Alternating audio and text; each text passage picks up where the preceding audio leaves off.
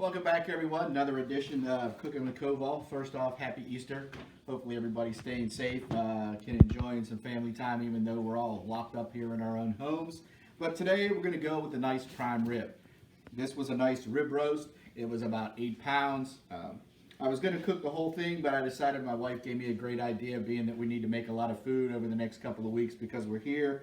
So I went ahead and cut the bones off, and she's going to use her grandmother's recipe, and we're going to try and make a nice spaghetti sauce next week. Maybe we'll put that on here. It'll be Cooking with Koval's wife making spaghetti sauce next week, but we'll have to wait and see. But starting out with this nice cut of prime rib, the first thing I'm going to do, Worcestershire. Instead of olive oil like I use it on my pork, beef, I like to just put it on here and kind of rub this in. It's like a little binding agent here, going to make my nice spices stick on this. Start on the top side, flip it over on the bottom. And again, you can pick these up anywhere, especially around the holidays, Easter, things like that. A lot of the grocery stores do have these on sale for about $5 to $6.99 a pound. So we just, like I said, rub that down. We're going to start off, this is a big chunk of meat, so don't be shy about putting the seasoning on here. I know a lot of people with steaks, a little salt and pepper and that's it. But this is an enormous chunk of meat. So I'm going to start off here again, thanks Uncle Tom Jelinski, my little Henny Penny all-purpose rub. I don't invent the wheel. I kind of use what people will give me or let me use. And let me tell you something, this stuff is phenomenal on almost anything. So we'll give this a good splice down. Don't want to forget the sides. As we go along, like I said, this is just my all-purpose rub for this. All right.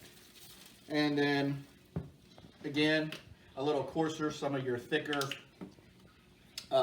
steak rub that you want. And again, this is all up to you. I'm not a professional. I just love to do this. This is a hobby of mine. I must say I got a lot of this recipe from Malcolm Reed. If you want to check out some good barbecue recipes on YouTube, Barbecue Done Right with Malcolm Reed. He's phenomenal. I mean, he does a little bit of everything. Like I said, that's where I get a lot of my ideas for barbecue. That, and like I said before, Myron Mixon, Johnny Trigg, all those guys, barbecue pitmasters. So again, what I do is not set in stone. Do your own thing with your own barbecue. Also, to try and get a nice crust on this prime rib, I also have like a garlic and fresh herb little slather that I'm going to kind of rub all over the bottom of this with these fresh herbs, thyme, rosemary, oregano, things like that. Mix it in with about 4 or 5 cloves of garlic. That's totally up to you. Kind of slather that all around, and it's going to help us get that nice crispy crust on the outside of this prime rib. And again, this is something I do. If you don't, again, just giving you ideas, having a little fun during these crazy times here with my boys making these videos. So we'll flip this over on the top side. Again, hit it again with the all-purpose rub. Don't be shy. Like I said, this is a big chunk of meat. You want to get this rub in there, get a lot of good flavor into this nice prime rib for dinner on this Easter Sunday. Again, just hit it up again with the steak rub. This is a little coarser, a little more soft. Again, this is also going to help us get that nice crust on the outside of this prime rib. This is going to be great. And again, just like I did on the bottom, I'm going to hit it with the rest of this fresh herb, garlic, olive oil rub. Rub this all over the top, get those spices in there. It's going to kind of help us get that nice crispy crust on the outside of this prime rib. Now prime rib, I'm not going to lie to you, prime rib should be cooked somewhere around medium rare. The good thing is I cook to about an internal temperature of 125 degrees in the middle. So if you're cooking this from your family and some of them don't like medium rare, they're more on a medium or even to a little medium well. Of course, these outside portions are going to cook a little quicker than it is in the middle. So just remember that, who you're cooking for. I like my prime rib more on the medium rare side. And when I cook the internal temperature to about 125 internal and take it off the smoker, that should give you a perfect medium rare in the middle. And then, like I said, your outsides are probably going to be a little closer to medium, maybe even a little medium well. So when you're slicing and you're serving your guests, take that into mind. All right, we got this all spiced up. Usually when you do get one of these rib roasts, there's a lot of that thick gristle fat on the outside that will not render off. And you'll probably have to trim it up. And I forgot to mention, if you saw, I had this tied with some butcher string, kind of keep it all together in one big piece so it'll cook evenly throughout the cook, not fall out all over the place. But today, we are going to throw this on the smoker in a little while. I'm going to go a little higher on the temperature, around 275, between 275 and 300. It should only take, I'm going to say maybe about an hour and a half to 2 hours to get this piece of meat, maybe even a little quicker, to get this up to an internal temperature of about 125 degrees inside. I'm going to let this set for a little bit, let all these good spices and everything soak into this prime rib. When we come back, we'll throw it out and to do this on the Big Green Egg. And again, we're going to get the temperature up to about 275 and let it go to an internal temperature hits about 125. We'll see you when we get back. All right, we're back outside getting ready to throw this beautiful prime rib back here on the Big Green Egg today for Easter dinner. We got our temperature about 275. We're going to try and keep it between that and 300. A little hotter with beef than I do with pork.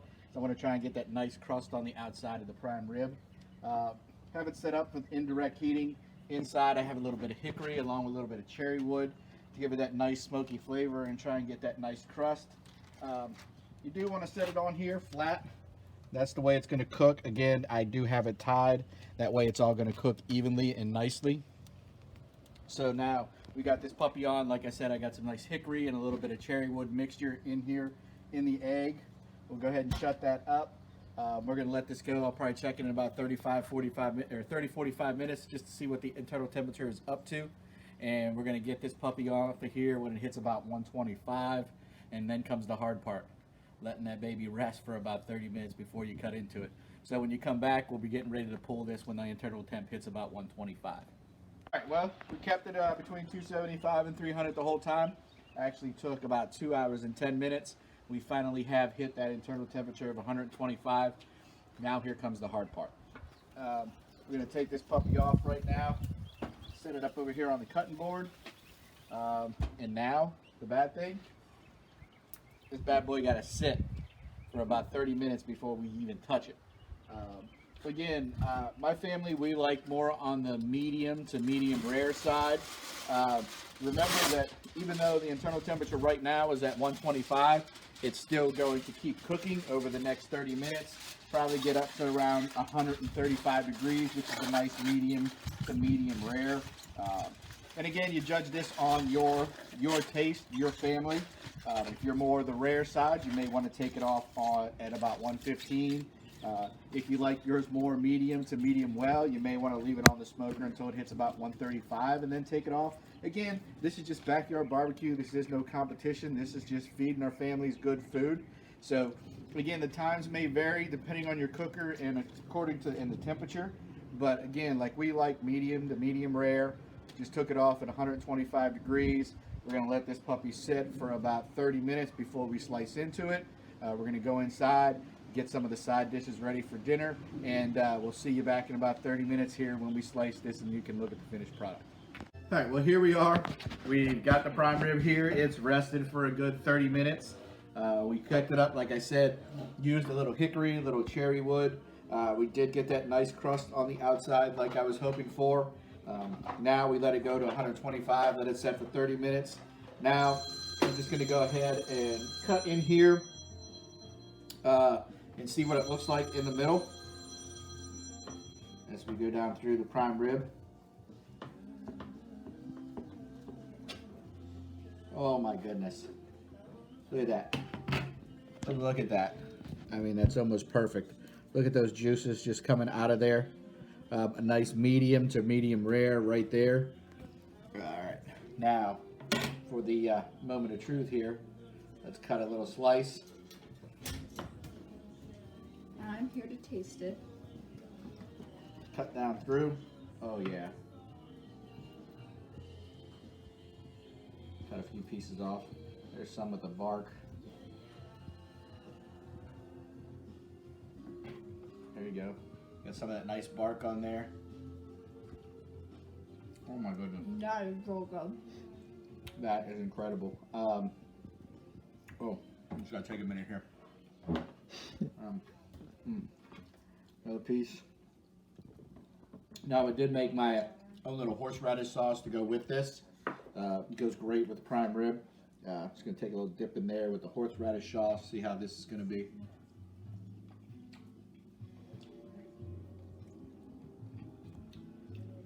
Oh, That is good. phenomenal.